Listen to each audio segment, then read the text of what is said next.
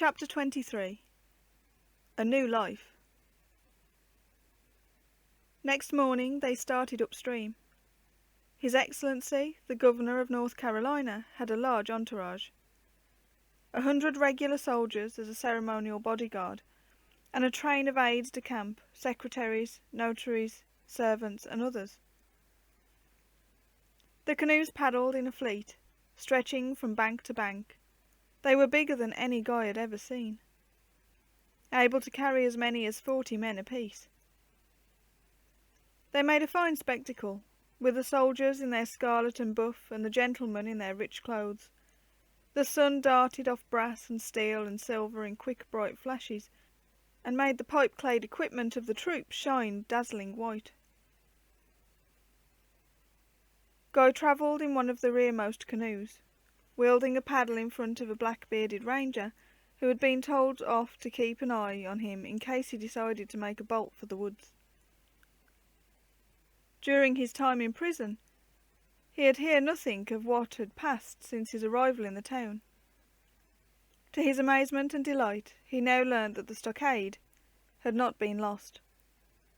By some means a parley had been made with the Indians, and the governor was now on his way to meet them. His irons had been taken off, and he was clad in a decent tow linen shirt and deerskin breeches. More than that, he was clean and hopeful. Tom Cole had led him to a water butt and given him soap made from wood ashes and lye, country fashion, and had left him to have a good scrub down. The soap had nearly skinned him, but he felt that it had washed away most of his troubles as well as the filth of the jail. His guard did not take his job too seriously.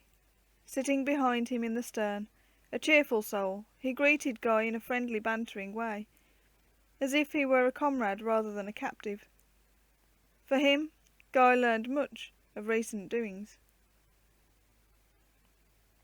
"Yeah, they're all right at Foxley's, so I hear tell," said the ranger. "I didn't get up real close, because I was sent back with a parcel of letters and such, soon's our outfit got there. Slim Jordan had been in, though, and he said they were all safe, far's he knew. Thank goodness. I was afraid they mightn't hold out. They were expecting the Cherokees when I left, and Eben Willett said they were a lot more dangerous than the Catawbas." The ranger chuckled. "They certainly are. But old Eben got 'em to talking, and what with one thing and another they agreed to settle down and palaver." "How did he do that?" "Well, he's lived with 'em for years, off and on, and they think a heap of him. Some of the old books wasn't any too set in this here war to start with, but the young uns was raring to collect loot and scalps, so they had to toss in with 'em. But when they saw signs that their medicine was going sour on 'em, they lost heart some." Guy was puzzled. He did not know then that Indians were very superstitious, and that almost everything they did was directed by omens of good or ill. "What kind of signs?" he queried. "Oh, most anything." Roberts the ranger laughed easily. "A bird flying out of a bush at the wrong time, or a bad dream, maybe. They quit powerful easy if they think luck's against 'em." "Do you mean a trifle like that could stop a whole army?" Guy was incredulous. "That's about it," Roberts nodded, "though it wasn't until Eben started in to jaw at 'em that they decided to call the game off." Chuckling, he bodged Guy with the butt of his paddle. "He reminded 'em how you rescued him from a pack of 'em way up there, and how they hadn't been able to stop you taking word back to the palefaces." His voice quivered with amusement, not unmixed with admiration. "The way he told it, he made out you was big warrior, and your medicine was strong enough to lick anything they could brew up. So whatever they did, they was bound to come off worst, if they went on with it. And they believed him." "Then it was Eben who really saved the colony." "That's so up to a point, son," Roberts agreed. "But it Wasn't only Eben who fought all them redskins on the way down to Foxley's and skinned through hundreds of 'em outside the stockade to fetch word down here. Guess them Cherokees maybe got something when they cottoned to the idea that you couldn't be licked." His tone made Guy feel queer and proud. Whatever happened now, he had perhaps done something to gain the respect of others. Roberts went on explosively. "If they try to hang you now, they'll have another army to fight, by gravy, an army of Carolina Rangers and settlers." For a time they paddled in silence. Mr. Holly was in the canoe directly behind that of the governor, who Guy was surprised to see was the purple-faced gentleman who had questioned him the night before. The knowledge was a good omen for him, he thought, a sign that his medicine was strong, as Roberts would put it. He wondered what would happen when he came up for trial. But that was still in the future. Nobody could look into that. His mind full of hope, he bent his back to his paddle eagerly. It took a week to reach the stockade. They came to it one evening when the sun was low on the water and the far hills on the skyline were aglow with flaming gold and crimson. In the still air, myriad columns of smoke rose straight up all around the trading post from the Indian campfires. The banks were crowded with savages as they navigated the last few miles. Still and silent, like carved images, they watched impassively as the army trumpeteers in the canoes blew a crashing fanfare and the drums rolled in a glad thunder. A group of figures waited outside the stockade. All at once a ripple of gunshot interrupted the music. For a moment Guy was scared, thinking that fighting had begun again, but then, as the cheering started, he realised it had only been a salute. Anne was there. Her fair hair was half hidden under a dark lace shawl, and he could just make out its sheen in the falling dusk. Sir Robert greeted the governor, and then she was whirled up in a crowd of grand folks, who bowed to kiss her fingers. Watching her go back inside the post, Guy thought she smiled back at him, and gave a little wave. He felt out of things, until a slap on his back nearly knocked him on his nose. Looking round, he saw Eben and Abner Foxley grinning at him. A crush of other men were there too, laughing and shoving. A lump came in his throat. They were cheering him, screeching at the top of their voices. "Yee-yee-hoo, yee-haw!" It was Eben, whooping louder than any savage. "You young wildcat, you made it after all. Here he is, boys, look him over, and see what a real warrior shapes like." Abner picked him up bodily, and they carried him inside the stockade on their shoulders. He was laughing, but the lump in his throat would not let him speak. All the men were cheering like mad. He wanted to ask where Alistair and Riach were, but the words would not come. After a while they set him down, and went to supper. He had it in the yard with the men, as the governor's people were indoors. At last he got a chance to talk to Eben and the blonde giant. "Where are Alistair and Riach?" was his first question. He was anxious lest harm had come to them. Eben winked. "They're safe," he said in a low tone. "They got to thinking that maybe this place was getting a mite crowded, so they lit out a few nights ago. But what will happen to them?" Guy knew they could not wander in the woods forever. He was badly disturbed. "Don't worry, son," Foxley spoke with his mouth full. "They're all right. The Cherokee are taking 'em to meet some friends of theirs on the Ohio. Nobody can hurt them then." The words brought great relief to Guy. He knew that Abner meant that they were going to seek the French, who were friendly to the Jacobites and would look after them. He would have liked to see them before they went, but knew that this way was better. "Tell me," he asked Eben, "how did you talk the Cherokees into this? And what's going to happen now?" Eben shrugged. "Wasn't much to it," he said offhandedly. "The Cherokees come down not long after you'd left, and we had a fair tussle with 'em before we beat 'em off. Then they got to yelling rude things in the dark, the way they do, when they want someone to come out and fight 'em. And I yelled back, ruder still, and told 'em they couldn't lick a 5-year-old kid with one hand tied behind his back, lest they got somebody to hold him first. He took out a plug of chewing tobacco and regarded it carefully, as though deciding whether the taste would mingle properly with the deer liver and greens he had just finished. Some of 'em knew my voice, of course, and after that we got to just yelling and cutting out the insults. The next I knew was their leading war chief, Panthertail, standing outside the palisade there and wanting to make talk. He took the risk and bit off a corner of the plug. When it was going juicily, he went on.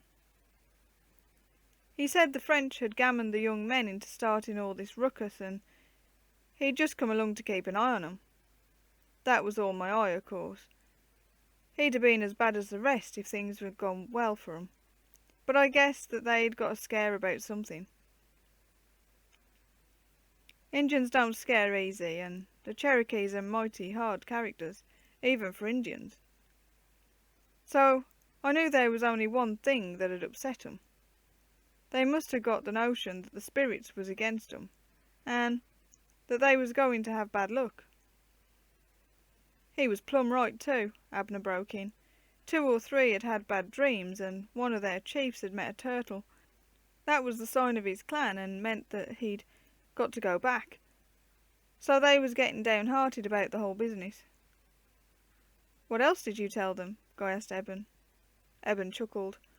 "I reminded 'em how you'd made 'em look a passel of fools by shaking me out of that scouting party, and how they hadn't been able to catch us on the river coming down here, and that you'd passed through 'em to go down to the settlements." The memory tickled him, and he laughed out loud.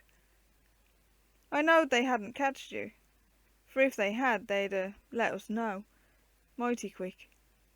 So then I asked 'em to think how they'd get on against a white army if one white boy could count a line of coups on 'em like that."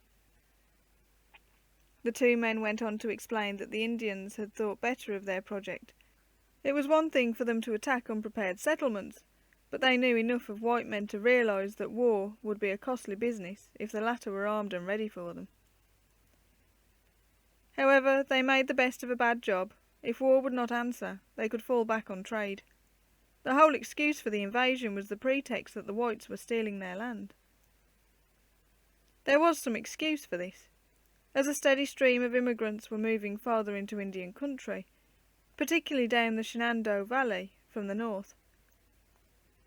Now the Cherokee suggested that if the white men wanted their lands, the least they could do, in honesty, was to pay for them.